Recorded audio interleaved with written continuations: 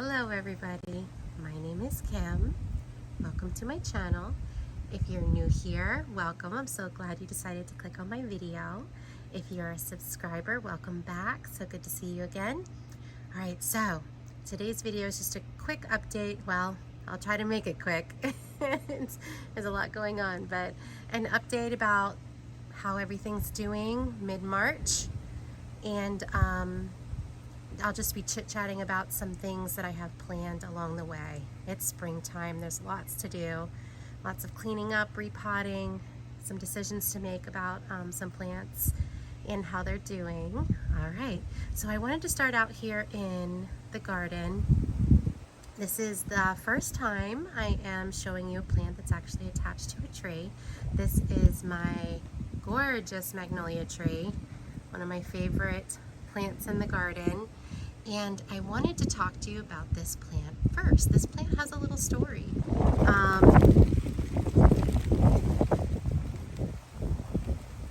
This plant ended up in the tree because it wasn't doing so well. In the pot, it was growing lots of new growths, but they were weak. They weren't strong. Some of them even rotted, and the plant was just not blooming. So I decided to put it out in the tree. And it, within just a few months, bloomed. And when it bloomed, there was some questions about its overall health. I got some advice from people, and some people thought it had a virus, some people thought I should get rid of it. And so once I confirmed that this plant, if it had a virus, was not going to damage my tree, my beautiful magnolia that I love so much, I decided to go ahead and just see what happens, right? Leave it alone. I'll put a picture side by side so you can see what the concern was. There was a bloom that looks like it had what we call color break, and that can be a sign of a virus. But I can also tell you that when that bud was forming, it was in a new environment. It was getting hit with some direct sun. There was some pest damage. So there's a lot of things that could have contributed to the flower looking like that, not just a virus. So I decided to just, see what was going to happen.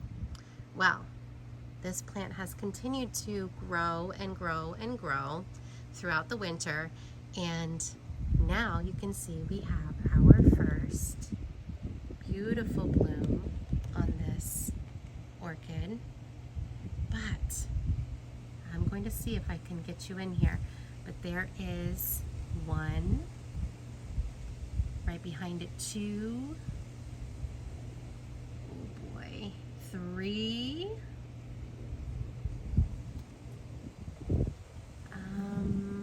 around here, four. All in all, I don't think I can get them on the camera, but there are 6 flower spikes. We've got 3 in frame right there. 6 flower spikes. So this thing is just growing and growing and thriving in this magnolia tree. So I'm glad I didn't throw it out. We'll see how the rest of those buds open up. This one's perfect. So we'll do an update on that later and see if there's any more color break or if it was just environmental issues that caused that problem. All right, here we go, off to the lattice house. All right, here we are. There's some beautiful plants blooming in here, some that started to open before or had buds before, but now are in full bloom. So I wanted to show them to you. Starting with, look at the Dendrobium Hawaii Spectacular. Oh my goodness, in full bloom. We've got 3 flower spikes, all of them completely opened now. We'll take a closer look at those flowers. So beautiful. We've got 1 flower spike in the back here, 1 here, and 1 off to the side. Beautiful plant. So happy with this one. And they're fragrant. I didn't realize that at first. But yep, they are fragrant. They smell so good. Now, an update on my RF order. I bought these 2 plants in spike And now those flowers have opened. These plants are in full bloom. Isn't that beautiful? This is a primary hybrid between Brinco Stylus gigantea and Neophonetia falcata, or Vanda falcata now. Hopefully the lighting's okay in here. Here we go.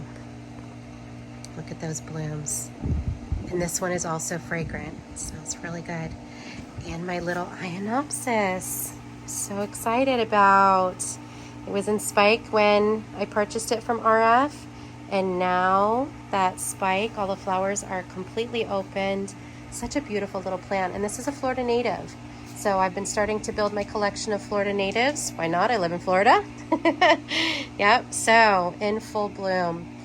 Now the Dendrobium a phylum or a phylum, lots of buds, and this one even has a little keiki that is going to bloom.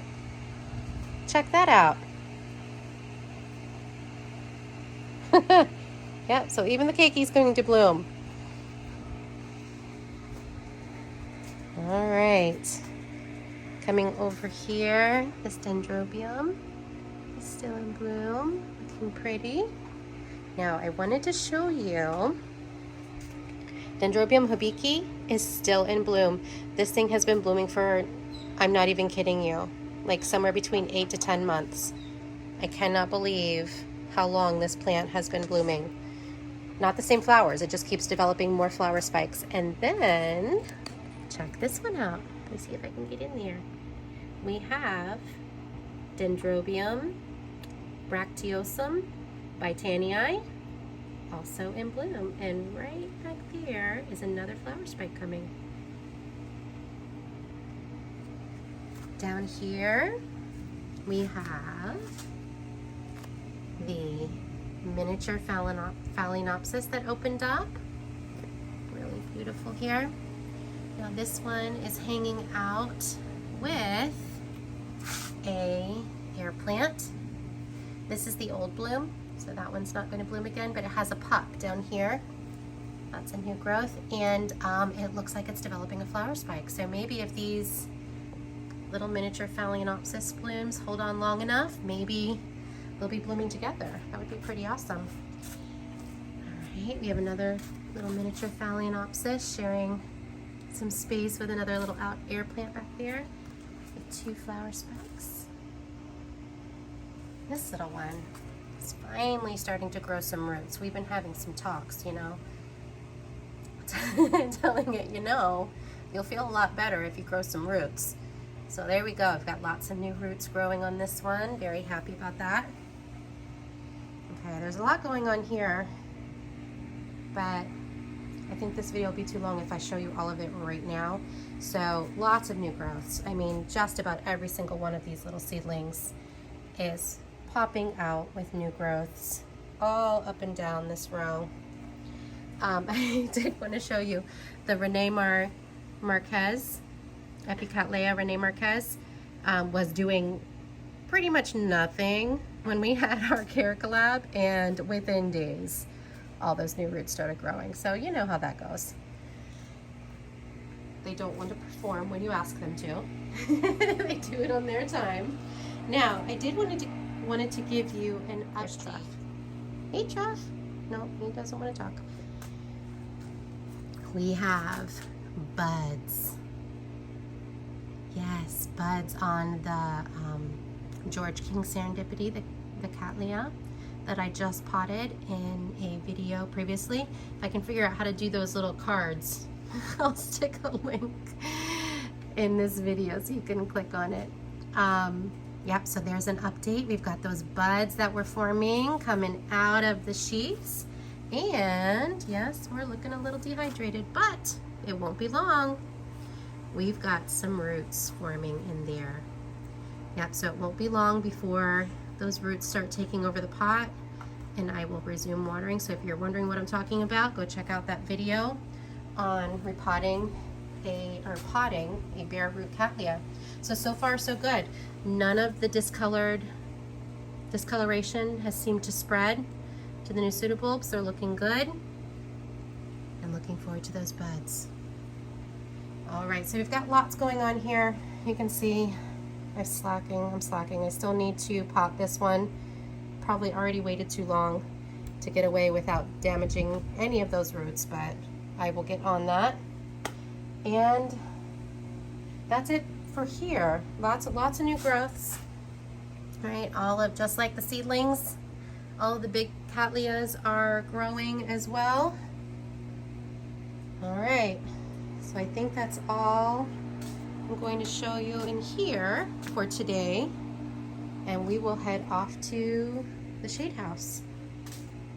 On the way into the shade house, I just wanted to show you a couple plants.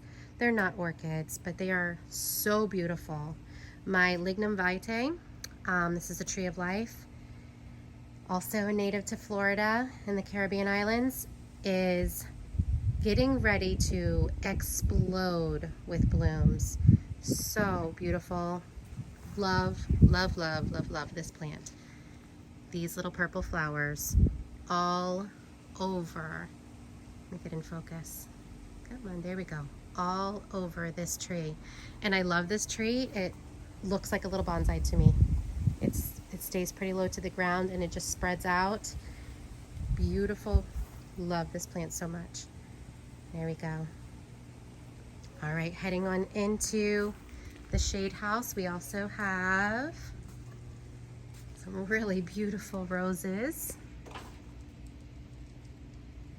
This plant is full of blooms. Look at that one. Smells absolutely amazing coming into the shade house. All right, let me zoom back out. Here we go. All right, so there's a lot going on in here as well. This flower spike's about done, but we still have, I don't know if I can get back in here. There we go. We still have Vanda Cruchum Dark Night in bloom.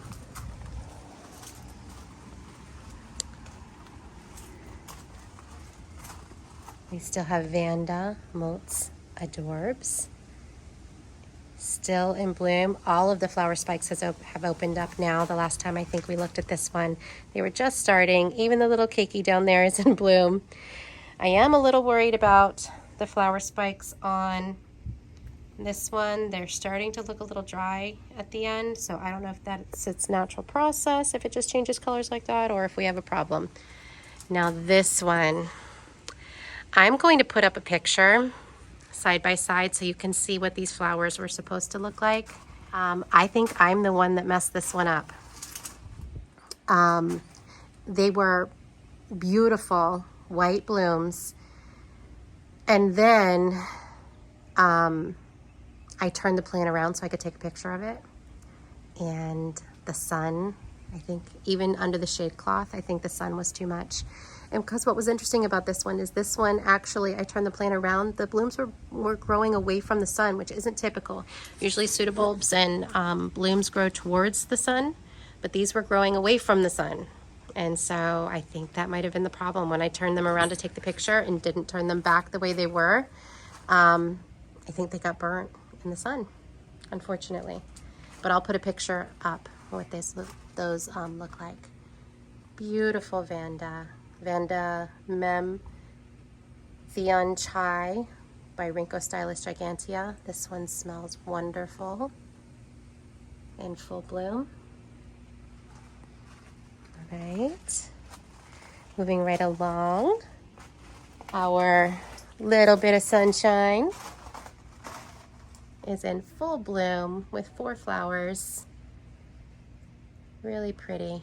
Got a root in the way. There we go. And this little Ampulaceae, which is one of the parents of the Vanda Motes Adorbs. This was just a little keiki cutting that I got, but it's blooming. Whoop. Falling over myself here. All right, the encyclias are spiking.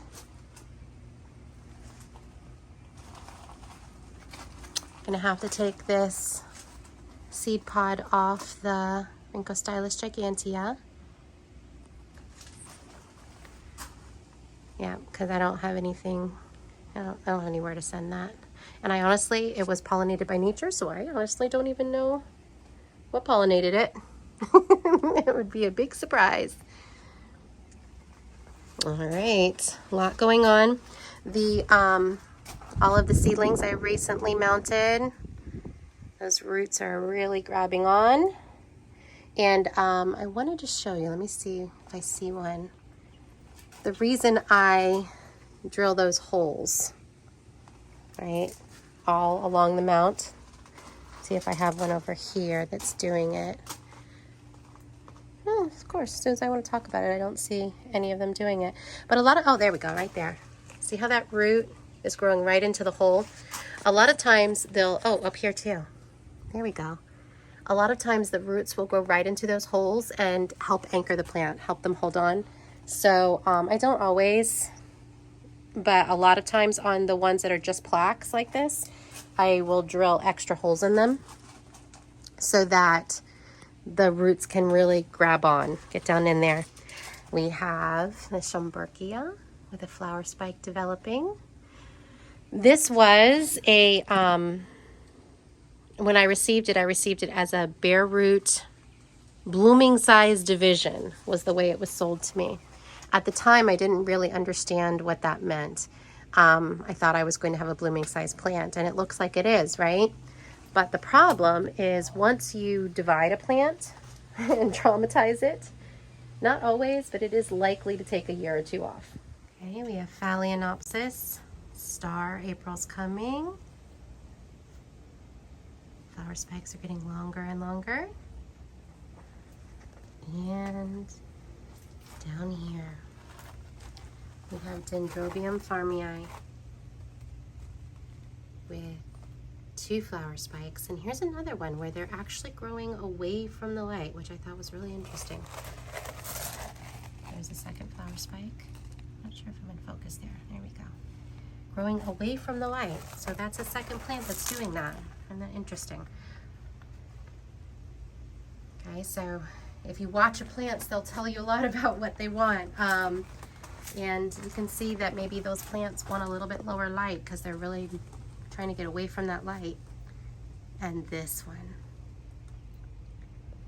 I love this color combination on this flower. I don't think I'm in focus. Or maybe I just can't see with my glasses, I don't know. Let me try that again. Okay, let's try this again. Look at that color combination. I cannot get enough of this one. This plant has given me so much trouble. It is such a pest magnet, but when it blooms, I love it so much. I put up with with the stress of trying to keep it alive. It is so beautiful. Love that color combination. All the flowers are facing down right now, so it's a little hard to see. Once they all open up, hopefully we'll get a better look at that. All right, so what else do we have going on back here? Ooh, this one. I'll put the name of this one on the screen because it's starting to, because it escapes me at the moment. But teeny tiny little orange flowers. And this one is full of flower spikes. The roots are starting to attach underneath here, I think I saw. Yeah, so the roots are starting to attach to the terracotta. And a bunch of little flower spikes. Really looking forward to that one coming into full bloom. Oh, and the Leptodes bicolor. The flower spikes are developing. Let me see. Okay, so here's one. So I wasn't sure when those little nubs first started coming out if they were flower spikes, but I am confident now that that is what they are. Full of flower spikes. So really looking forward to this one as well. There was one flower spike in particular that was really far along and I lost it. There it is. Right there. That one is getting really close. All right, so there's a lot of fun things starting here. Got some roots developing. I might, yeah, pretty much everything is blooming, growing, roots are growing new growths. Yeah, so I might, kind of like this one, get some coconut husk and make a little nest right around that plant for the roots. I mean, the roots seem like they're doing okay. I don't know, just aesthetically, I might like the look of that a little better, and just to keep a little more moisture around that plant, but it's doing well, just the way it is. Those roots seem to like it. The new red Schilleriana is got a new growth. Okay, so that's one of those ones that came from the southern hemisphere that had to adapt, and it's starting to grow. All right. Let me see here if there's anything else. One more thing. This one. After watching the care, so this is 3 little plants on this little mount. And after watching the care collab for this plant, this is Laelia lundii. And I watched the care collab from Ninja Orchids and Todd's Tropicals, and I saw how big this plant was going to get. When I got it, there were actually 5 little plants, little teeny tiny plantlets. I'm not even gonna call them a seedling, that's how small they were. All in one little pot. And I thought I had a decent sized little seedling, but when I took it out of the pot, it just fell apart into 5 little tiny pieces. These have quadrupled in size compared to what they were when I took them out of the pot. And they were also tiny, and I'm pretty sure this plant was sold to me as near blooming size. So which is kind of funny now that I see how big they're supposed to be, or going to get. So I definitely need to get these plants off the mount. I'll probably leave just that center one because these are gonna get too big for that little mount. I've got one on a pot inside in the nursery, and I've got these 3 on this mount. So yeah, definitely gonna have to get those off, 2 of them at least, and onto bigger mounts or mounts of their own, because those plants, that's gonna get big. It's gonna get, I mean, it's definitely a compact plant, but it's a lot bigger than I thought it was. I thought it was a mini. All right, so here is my, not an orchid, it's a Nepanthes, I believe is how you pronounce it. It's a carnivorous plant. It's a pitcher plant. So here on these little ends, pitchers are supposed to develop, but they haven't been. They just keep drying up. So I've gotten some advice on sunlight and humidity. They're outside. The humidity is usually 50% or higher. When we get into summer, it's going to stay in like the 80s a lot of days. So I'm not super concerned about the humidity. It's getting watered every single day. But I am realizing that it might need some more light. So it was back here where that half cinder block is. And when it was getting pretty good sun, it's underneath a 50% shade cloth, and for about 2 hours a day, late afternoon direct sun. So I've just moved it a few feet forward because the closer we get to this opening, the more direct sun it's going to get in mid to late afternoon. So we're gonna give it a try, moving it a little closer, and we'll see what happens. It is starting to get some sun. You can see, because I don't know if you can see the coloring on because it doesn't look like it in the viewfinder here, but it's starting to color up a little bit. I'm seeing some red pigment coming out in there. So I feel like I'm getting close to the amount of sun it needs, and I'll just keep you posted. Something was happening with this Dendrobium keithii.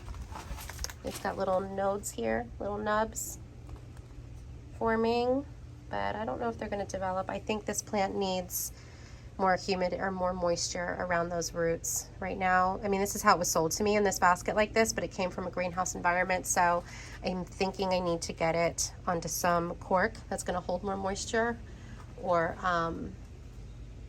something to keep some moisture held in there.